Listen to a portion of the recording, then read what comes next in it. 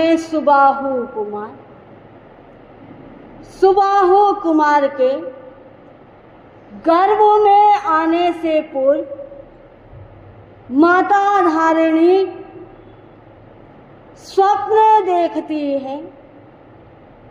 उसी स्वप्न की चर्चा आप सुन रहे थे कि किस प्रकार से ये स्वप्न जो है बिंदु को सिंधु में, कंगाल को करोड़पति में और शून्य को अनंत में बिखेर कर हमारे जीवन रूपी गुलशन को किस ढंग से सरसब्ज कर देते हैं।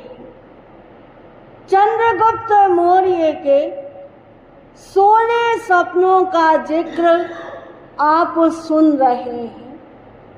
9 स्वप्नों के बारे में आपने जाना समझा कि उन्होंने जो 9 स्वप्न देखे वो किस प्रकार से थे और उनका फल वर्तमान समय में इस पंचम काल में उसका प्रभाव क्या देखने को हमें मिल रहा है।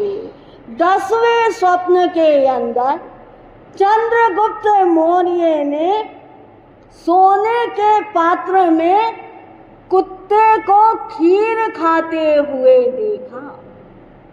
ये स्वप्न देखने का मतलब ये निकला कि जो उच्च घरानों की, उच्च वंश की जितनी भी संपत्ति है वो नीच कुलों में चली जाएगी।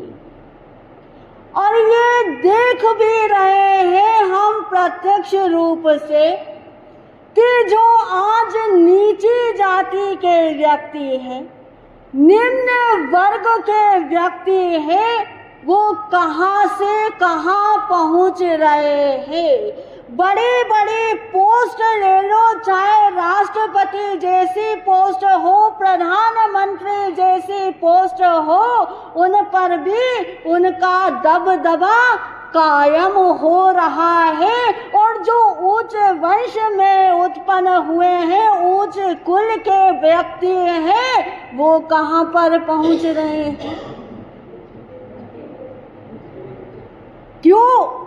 क्योंकि ये पंचम काल का प्रभाव ऐसा हमारे मनोमस्तिष्क पे छाया हुआ है कि हम अपने कुल, अपने वंश, अपनी परंपरा को समझ नहीं पाते हैं। और नहीं समझ का यही फेर है कि ना समझी में उलझ कर गलत फहमियों के शिकार हो करके हम अपने अधिकार को छोड़ने का प्रयास करते जा रहे हैं। इसीलिए चंद्रगुप्त मौर्य ने जो ये स्वप्न देखा वो एकदम सत्य प्रतीत होता, भाषित होता है कि एकदम सटीक है ये स्वप्न जो उन्होंने देखा कि उच्च कुल की सारी संपत्ति नीच कुल में चली जा रही है। हमारा जो गौरव था, आज उस गौरव को भूल कर हम रौरव की तरफ बढ़ने का प्रयास कर रहे हैं। और जो शुरू से निम्न थे, धरती में उगे हुए भी नहीं थे, वो आकाश तक पहुंचने की तैयारी कर रहे हैं। फिर वही अदब, वही शिष्टता, वही सवाल पूछने का सलीका बड़ा सभ्य तरीके से कि गौतम स्वामी की प्रज्ञा को वो बार बार उसकी अनुमोदना कर रहे हैं, प्रशंसा कर रहे हैं और फिर पूछ रहे हैं कि मेरी एक और जिज्ञासा। यानी कि अपने जो मुनि हैं उनकी तरफ से वो रिप्रेजेंटेटिव हैं, जो भेद है पार्श्वनाथ परंपरा में और तीर्थंकर महावीर की परंपरा में जो आचार समाचारी को लेकर जो भेद था उसके बारे में जो मुनियों के मन में शंका व्याप्त हुई थी उसका निवारण करने के साथ साथ और भी कई जिज्ञासाएं वो रख रहे। अब उन्होंने जिज्ञासा रखी कि हे गौतम, इस संसार में बहुत सारे बंधन हैं, सभी व्यक्ति अनेक प्रकार के बंधनों में जकड़े हुए, लेकिन आप बताइए कि आप इन बंधनों से मुक्त कैसे हैं? आपको देखकर नहीं लगता कि आप किसी बंधन में बंधे हैं। तो गौतम स्वामी ने सीधा सा जवाब दिया कि मैंने सारे बंधनों को काट डाला, सारे बंधन काट दिए और मैं इन बंधनों से मुक्त हूं, आजाद हूं, स्वतंत्र हो गया हूं। अब चिंतन करना है कि ये बंधन कौन कौन से? दो प्रकार का बंधन, एक द्रव्य बंधन और एक भाव बंधन। द्रव्य बंधन में आप जानते हैं किसी को बेड़ियां लग जाए, किसी पशु को रस्सी से बांधकर आपने अपने चौगान में बांध रखा है, वो द्रव्य बंधन है।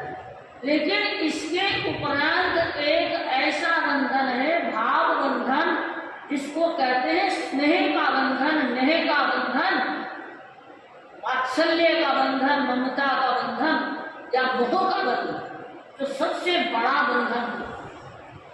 जकड़ बंधन वही होता है, व्यक्ति बाकी के बंधन काट लेता है। रस्सी से बांधा है आपने, पशु को बांधा है, गाय को बांध रखा है, वो गाय कभी उत्पात में आ जाए, उन्माद में आ जाए, अपना रास्ता तोड़ सकती है, फूटे समेत उखाड़ लेगी।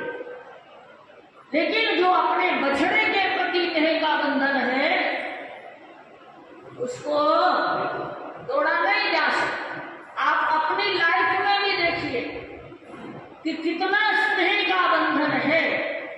धर्म करने की बात आती है, बाप जी जरा बेटा ब्याह में तो खूब आऊंगा धर्मस्थान में, खूब सामायिक करूं, बेटा को बना दिया। फिर कहा भाई अब तो आ जाओ।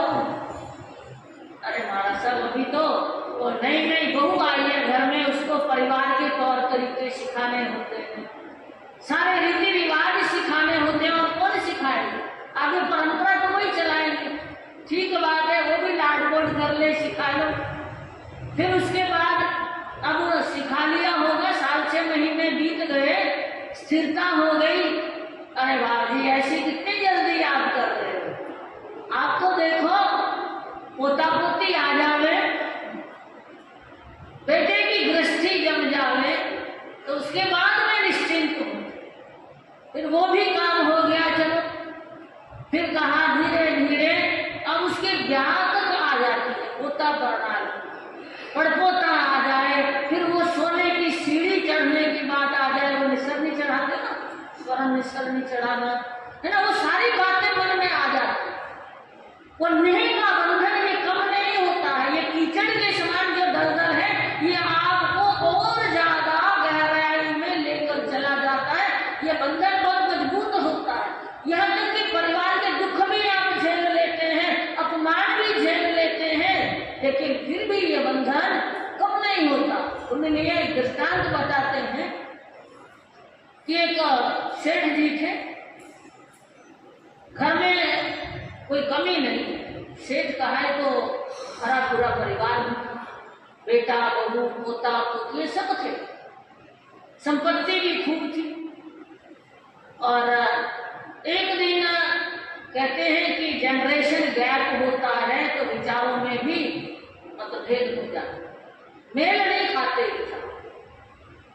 अब पोता जो है वो एक नया बिजनेस शुरू करना चाह रहा है, इन्वेस्टमेंट चाहिए।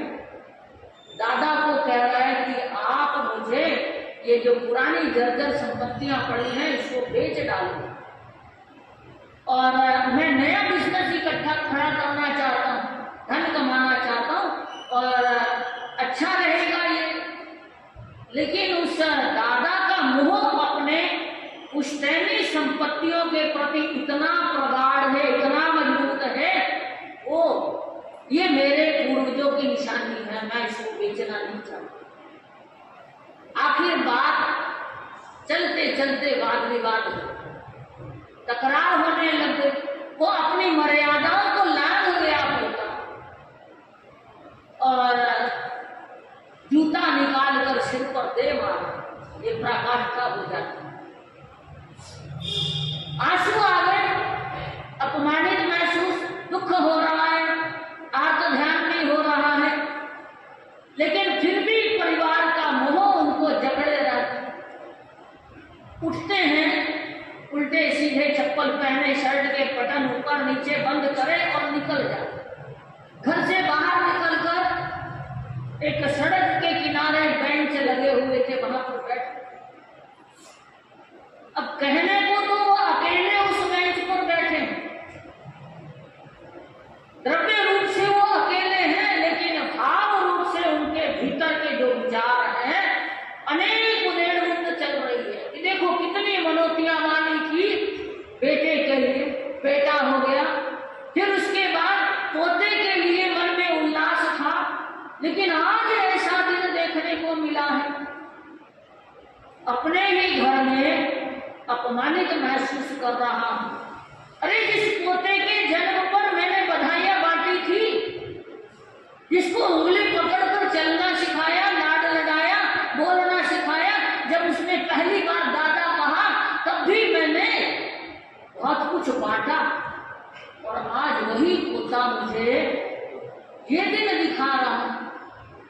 ये स्थितियां बहुत से घरों की होती हैं, तो मन ही मन जो है बड़ा दुख हो रहा, आंखों से अश्रुधारा। इतने में एक संत निकले, उधर पहचान गए, और श्रावक जी कैसे है, ये क्या हाल बना रखा है। बस मन का उबाल जो है वो निकल गया कि आज ऐसे ऐसे घर में बात हुई, ये स्थिति हुई। तो संत महात्मा ने कहा कि ये दुनिया है, इसी को संसार कहते हैं। इस संसार से उबर जा, इस संसार से निकलने का प्रयास कर ले, चल दे, अब तो धर्म के मार्ग पर चल दे, छोड़ दे ये दुनिया सारी। ठीक बात है, आप सही फरमा रहे हो, मैं विचार करता हूं।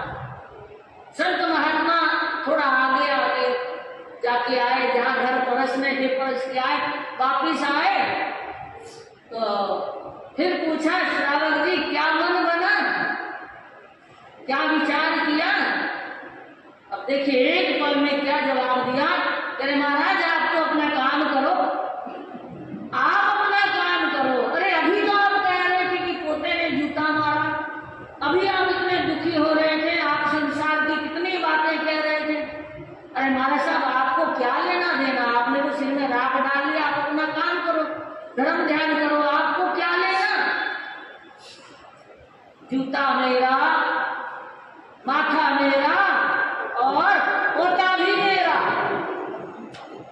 आपको क्या लेना। अब देखिए ये नहीं का बंधन होता है कि सब कुछ दुख तकलीफ झेल लेंगे, लेकिन इस संसार के मोह के बंधन को तोड़ने को तैयार नहीं है। और गौतम स्वामी ने कहा, हे कैसी, मैंने ये सारे नेह के बंधन जो है, मोह के बंधन, आसक्ति के बंधन, ये राग के बंधन मैंने छोड़ दिए, क्योंकि इन्हीं से कर्मों का बंधन।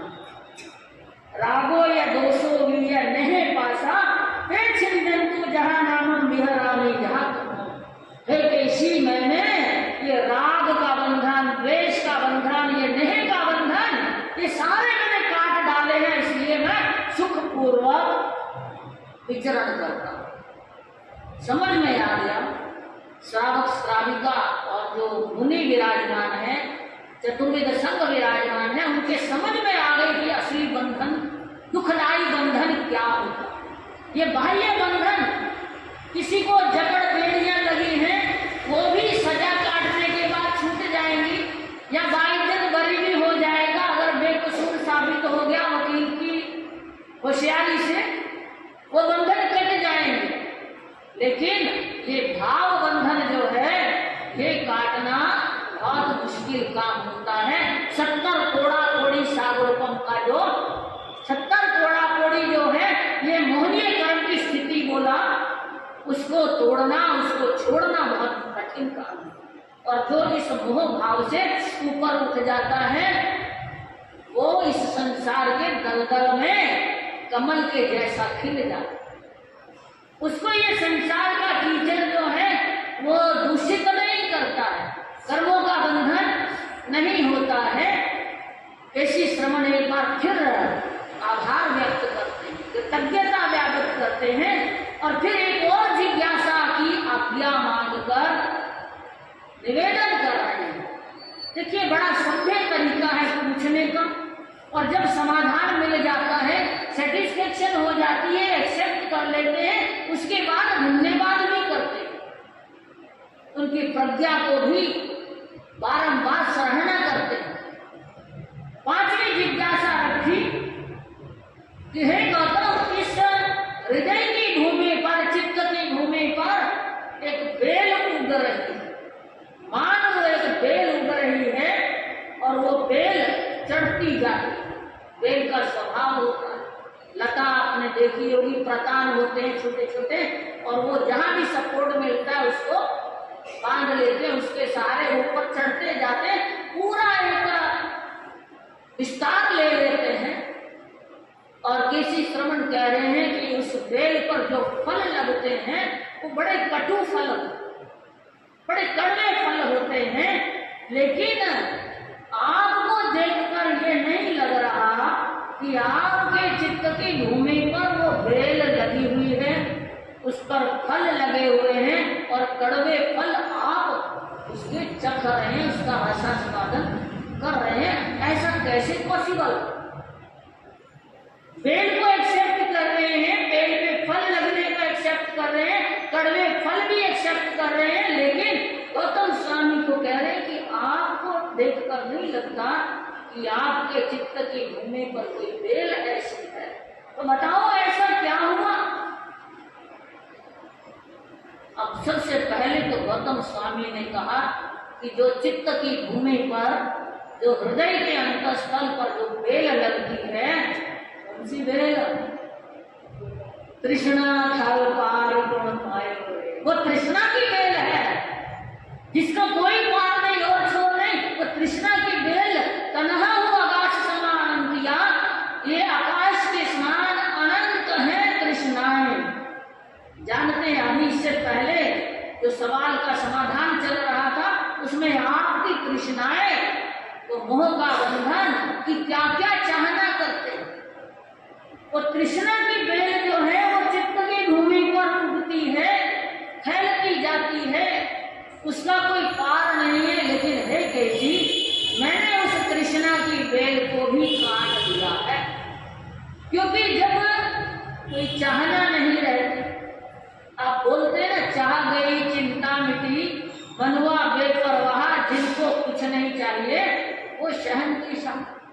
मैं राजाओं जैसा जीवन जीता हूँ, आत्मा का राज प्राप्त करने का मैंने प्रयास किया है, वो तमाम तृष्णाओं को मैंने रोक दिया, थाम दिया। तृष्णा की बेल को मैंने जड़ से ही तो काट दिया है, इसलिए है कैसी? वो मेरी चित्त की भूमि पर वो बेल है ही नहीं। यहां से समझ जाना चाहिए कि जितनी जितनी तृष्णाएं बढ़ती हैं उतना उतना हमारा बंधन जकड़ होता जाता है। 100 साल का वृद्ध भी होगा ना, जिसके मुंह में दांत नहीं, पेट में आग नहीं, मतलब खाया जाता नहीं, चबाया जाता नहीं, पेट में आग नहीं का मतलब है कि हजम होता नहीं, और पांव कब्र में है, यानी कि कब जो है वो सिर पे, कहते ना कि मौत किसी के सिर पे खड़ी है, किसी के दरवाजे खड़ी है, तो सबके लिए ही है। और वो 100 साल की वृद्ध अवस्था जर्जर काया हो रही है, और परिवार वाले कहते हैं कि दादाजी, कोई पापा जी, कोई पिताजी, कुछ भी कह लो, जिसका जितना जितना नाता जो बंधा हुआ है ना, संयोगा विपुलुक्कस, ये संयोग की बात है। जितना जितना जिसका नाता रिश्ता होगा उसी उनको कह दें कि आप धर्म किया करो, सामायिक कर लिया करो, और नहीं तो चलो मैं आपको धर्म स्थान तक ले जाता हूँ, आप मंगलिक श्रवण करके आ जाना। नहीं, इच्छा हो, चला नहीं जाता, मन नहीं होता। और कभी साधु संत सोच ले कि चलो ऐसे वृद्धों को घर में जाकर ही मंगलिक दे आते हैं, ये भी उपकार करते हैं कि जब सामर्थ्य था, चल फिर सकते थे, आना जाना होता था तो आ जाते थे धर्म स्थान पर। अगर अब नहीं जाया जाता तो अब हम मंगलिक दे के आ जाए, धर्म का शरणा उनको दे देंगे। जाते हैं मंगलिक सुनाने के लिए कि भाई नवकार मंत्र का स्मरण किया करो, जितना हो सके, ये अपने कर्मों की निर्जरा हो जाती है। यही उपदेश देते हैं, मंगलिक देते हैं। और सब सुख शांति तो है, बाकी सब सुख शांति है, एक इच्छा। देखिए ऐसी हालत में भी एक इच्छा मन में पाले हुए, जबकि कहते हैं कि इस उम्र में सारी तृष्णाएं जो है वो मिटा देनी चाहिए, आसक्ति कम कर देनी चाहिए। लेकिन ये कम होती नहीं। आज भी 100 साल की उम्र में भी वो चाबी जो है यहाँ टंगी रहती, कहीं तो लॉकेट बना के पहन लेते। बुरा मत मानना मेरी बातों का, है ना। तो ये नेह का बंधन, तृष्णा की बातें चल रही हैं, तो वो तृष्णा सेठ जी भी बोलते हैं, इस उम्र में बोलते हैं, महाराज मेरी एक इच्छा, बाकी सब राम राजी। बोलो क्या इच्छा है? अरे ये देखो मेरे सामने ये आलीशान बंगला बन गया, ये मेरे ही भाई लगते हैं रिश्ते में, लेकिन ये मेरी हवेली जो है अभी 10 की 10 है। हे गुरुदेव इतनी कृपा कर दो, इतनी कृपा कर दो, इतना निहाल कर दो कि ये जो हवेली है जर्जर हो रही है, जगह जगह से ये उखड़ रहा है, ईंटें झांकने लग गई हैं। मैं सोचता हूँ जीते जी ये भी हवेली आलीशान बंगला बन जाए। अब देखिए अंत समय में भी वो तृष्णा, बताओ इसका कोई पार है? नहीं।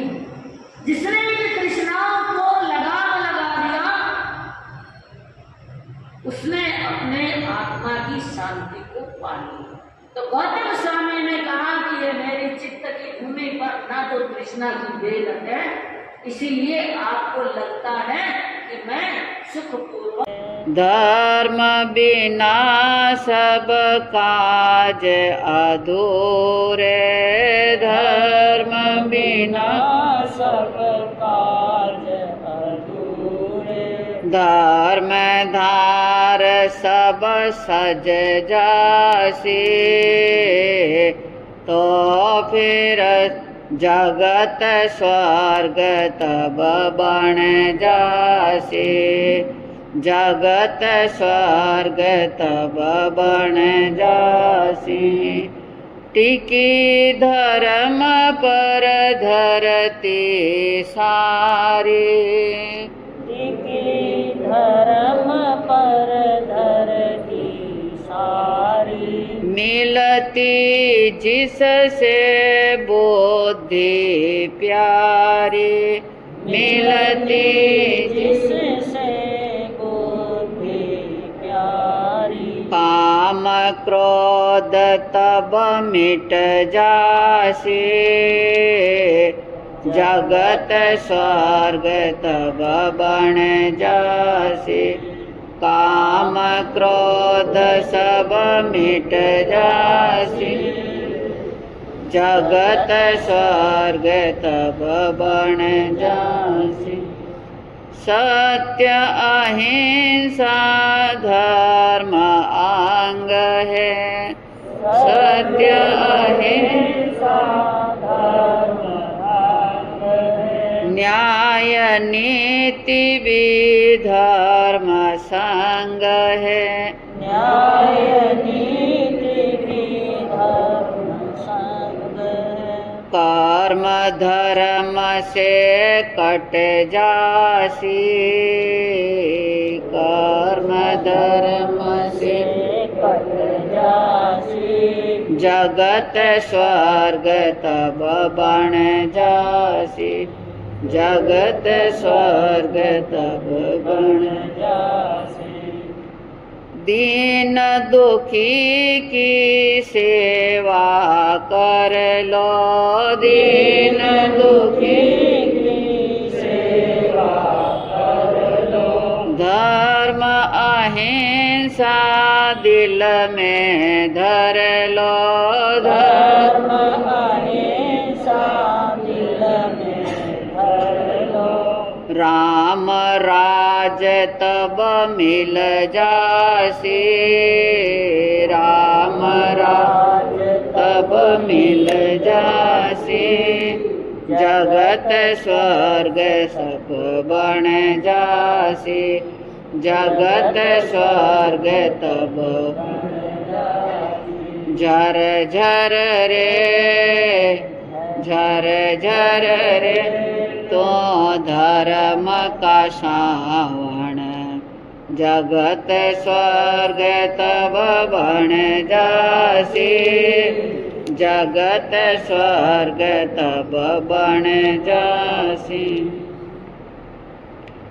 सांसनेश प्रभु अहिंसा के अवतार श्रवण भगवान महावीर स्वामी के पावन चरण कमलों में कोटि से वंदन।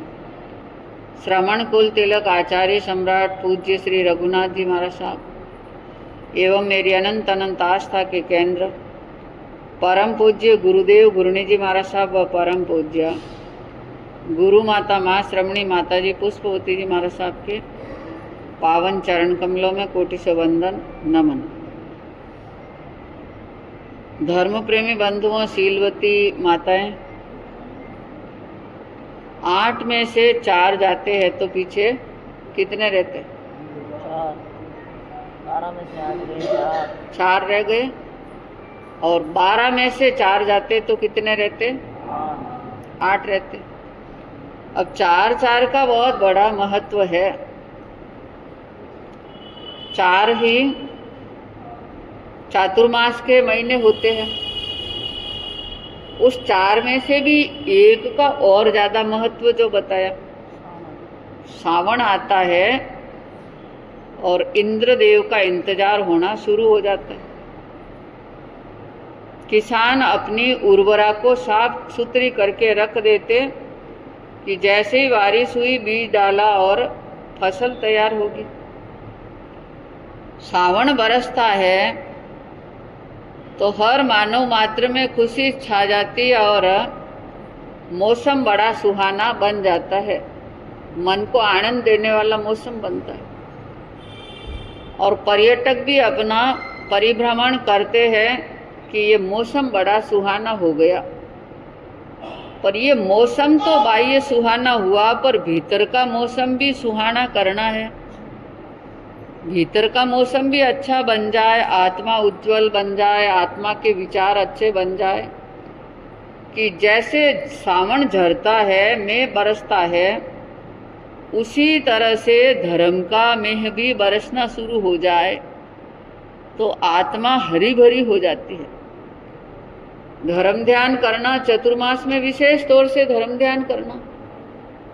साधु संतों का चतुर्मास कराते हैं किस लिए?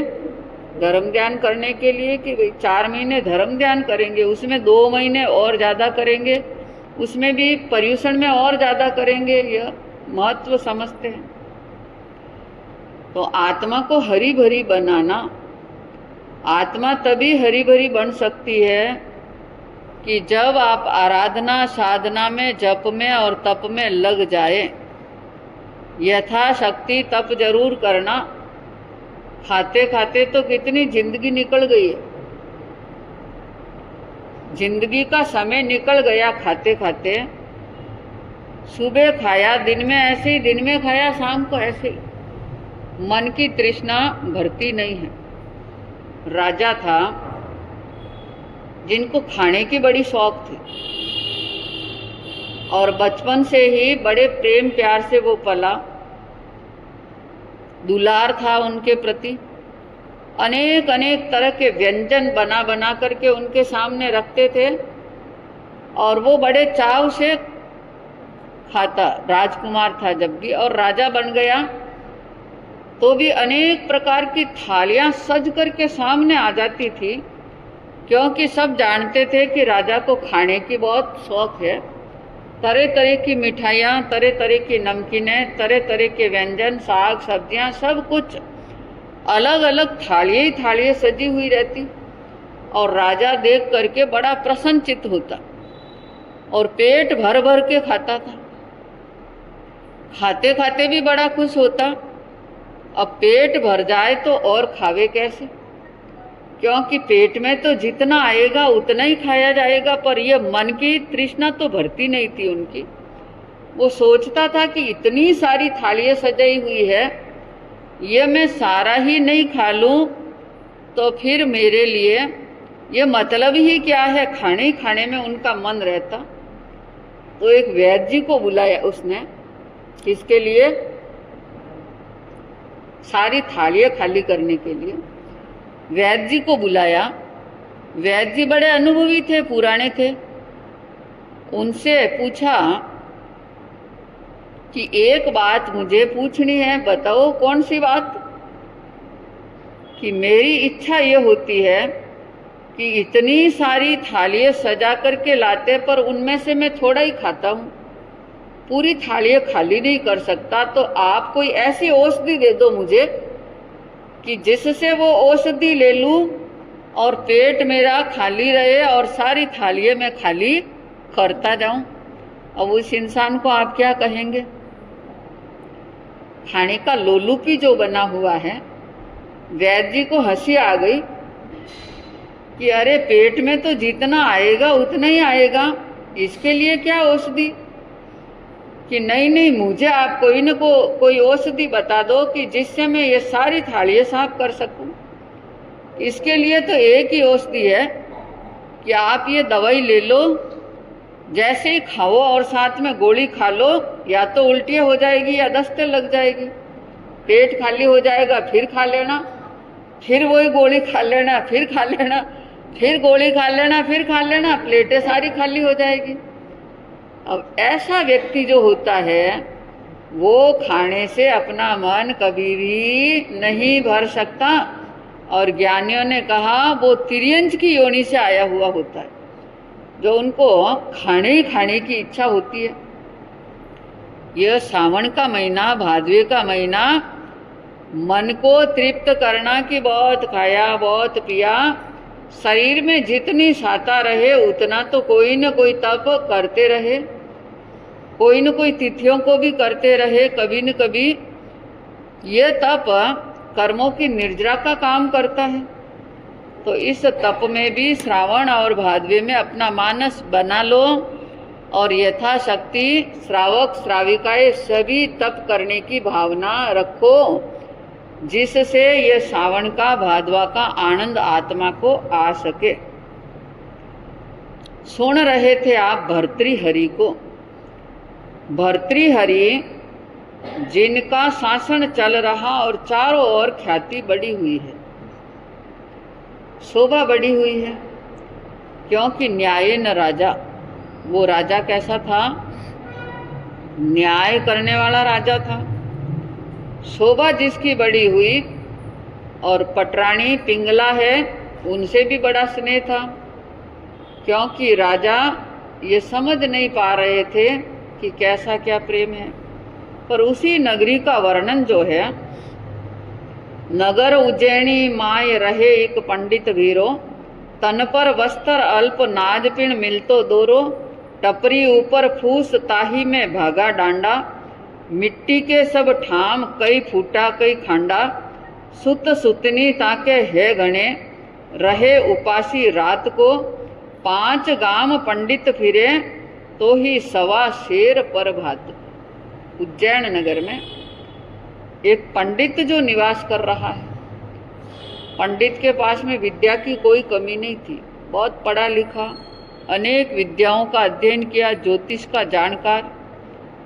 सरस्वती की तो अपार कृपा रही उनके ऊपर। पर लक्ष्मी का अभाव बना हुआ है। लक्ष्मी उस घर में नहीं।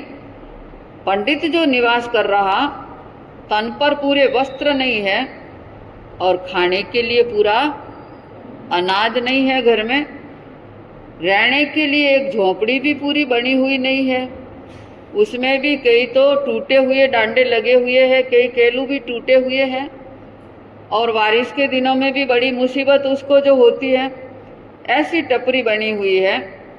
और घर में बर्तन है तो वो भी सारी मिट्टी के ही बर्तन है, स्टील, तांबा, पीतल, सोना आदि कुछ देखने को, कांसा कुछ भी देखने को नहीं मिला, मिट्टी के बर्तन है। वो मिट्टी के बर्तन भी पूरे साबुत नहीं, कई टूटे हुए फूटे हुए ऐसे बर्तन जिसके घर में। और फिर सुत सुतनी, संतान भी ज्यादा है घर में। जिस घर में गरीबी है, क्योंकि इंसान के लिए सबसे बुरी है तो गरीबी बुरी है, गरीबी बहुत बुरी है इंसान के लिए। उस घर में सुत सुतनी, संतान भी ज्यादा, बेटा बेटी भी ज्यादा है, और पत्नी रात दिन उदास रहती है, क्योंकि घर में खाने के लिए अनाज नहीं, बच्चों को पालने के लिए भी कुछ पास में साधन नहीं, आधे भूखे रहते सभी।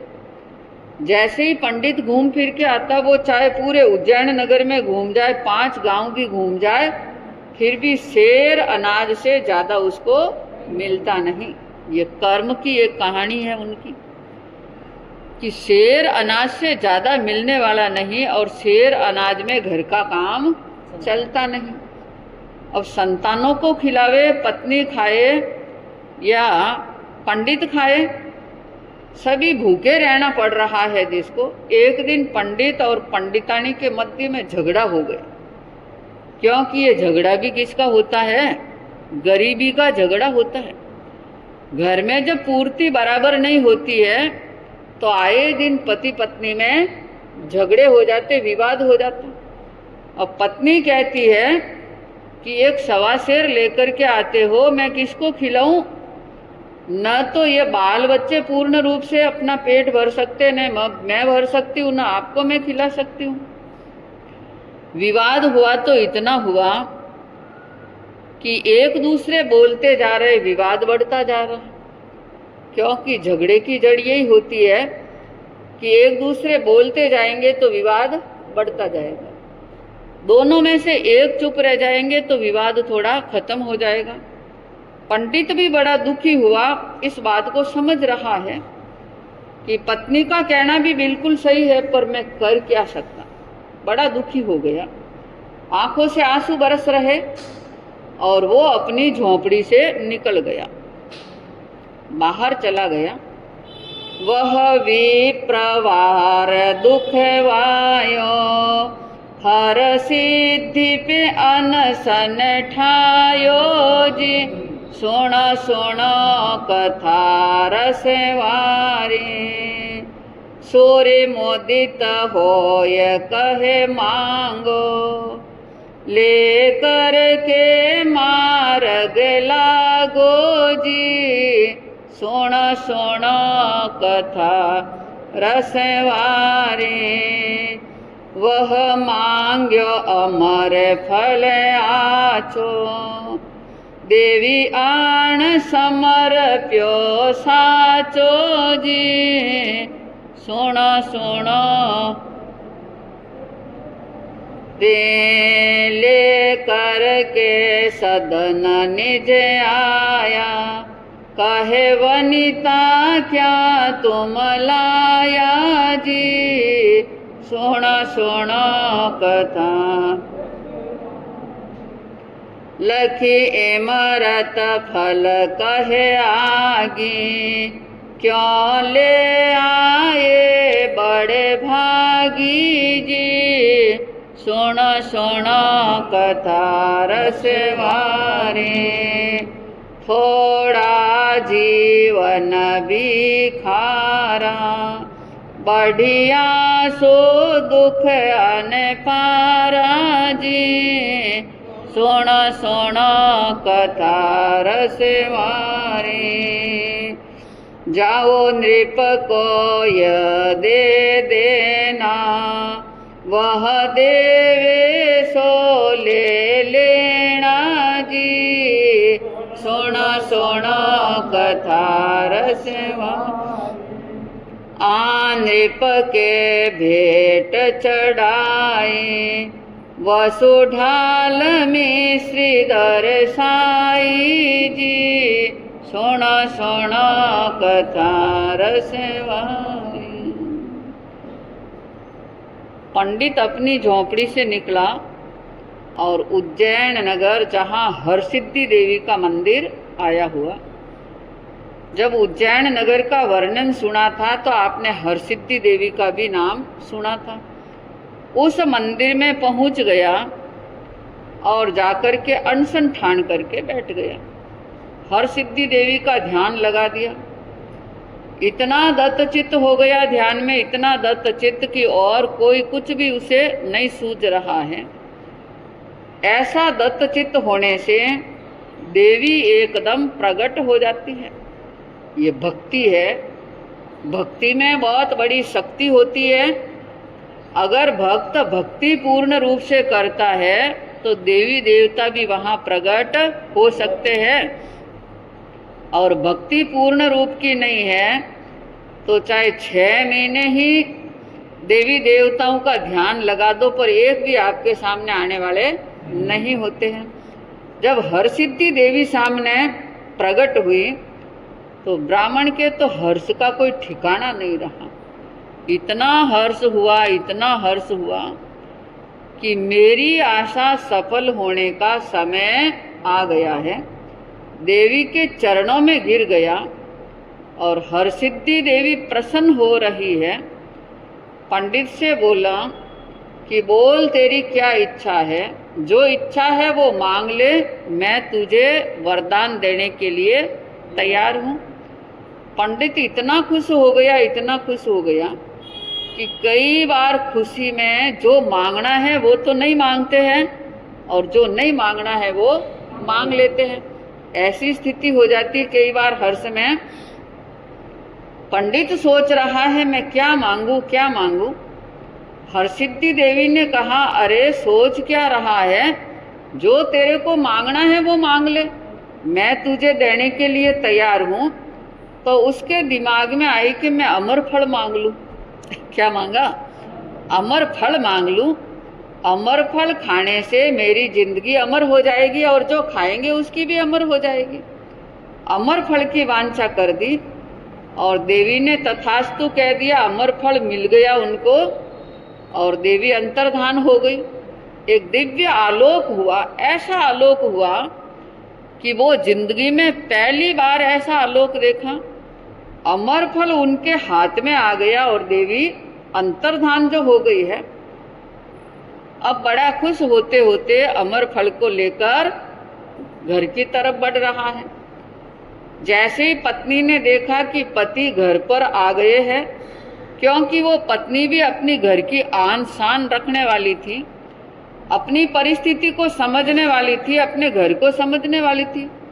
क्योंकि ससुराल आने के बाद में घर उसका कौन सा होता है, कौन सा घर होता है? ससुराल का अपना घर होता है, पीहर का घर नहीं होता है उसका। पर ससुराल में रह के भी जो ससुराल को नहीं माने, ससुराल में रह कर के भी कि है तो ससुराल में पर धर्म किसका है? हमारा पीहर का है। क्योंकि हम पीहर के हैं इसलिए हमारा धर्म पीहर का ही रहेगा। ऐसी वो पत्नी नहीं थी। वो पत्नी थी अपने ससुराल को समझने वाली, इसीलिए हरसिद्धि देवी भी प्रकट हुई वहां पर। और जो फल दिया है तो कुछ न कुछ तो परिणाम उसका मिलने वाला है, क्योंकि वो अपने कुल देवी की अंतर आराधना की है। अपने ससुराल के धर्म का पूर्ण रूप से उसने पालन जो किया है, पर वो देख करके मन में सोच रही है कि ये क्या लेकर के आए हो, ये क्या है? कि ये अमर फल है। अमर फल, अमर फल की बात सुनते ही सिर ठनक गया उसका कि आप लाए तो ला करके भी क्या लाया। उसने सारी बात बताई कि हरसिद्धि देवी प्रकट हो गई। अरे देवी तो प्रकट हुई, पर आप लेकर के ये आए हैं, इस अमर फल का क्या करेंगे? क्या आप अमर होंगे या मैं अमर हूं या बाल बच्चों को अमर करूं? ये थोड़ी सी जिंदगी है, वो जिंदगी भी बड़ी खराब लग रही है।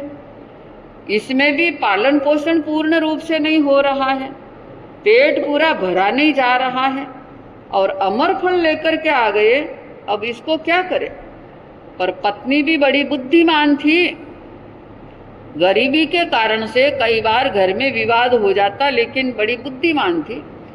उसने कहा देखो इसका एक मार्ग है, देवी का दिया हुआ वरदान का फल है तो कुछ न कुछ फल तो जरूर मिलेगा, पर यह अमर फल तो ऐसे इंसानों के लिए काम का है कि जो कोई त्यागी हो, तपस्वी हो, दानी हो, दुनिया का भला करने वाला हो, ऐसे व्यक्ति के लिए अमर फल काम का है। अपनी नगरी में, अपने राज्य में भर्तृहरि से बढ़कर और कोई दानी नहीं है, और कोई त्यागी नहीं है, तपस्वी नहीं है, दुनिया की भलाई करने वाले नहीं है। इसलिए ये अमर फल ले जाकर आप किसको दे दो? राजा भर्तृहरि को भेंट कर दो। तो पत्नी की बात सुनकर पति भी सिर के हाथ लगा रहा है कि मैंने सूझबूझ से ये नहीं मांगा, पर अब पत्नी जो कह रही है वो काम कर दूं तो मेरे लिए और भी अच्छा रहेगा। सलाह मान ली और राजा के पास में जाने के लिए तैयार हो गया कि ये अमर फल राजा को भेंट कर दूंगा, तो इसके बदले में कुछ न कुछ तो मुझे मिल ही जाएगा। सुनेंगे और आप आगे इस कथानक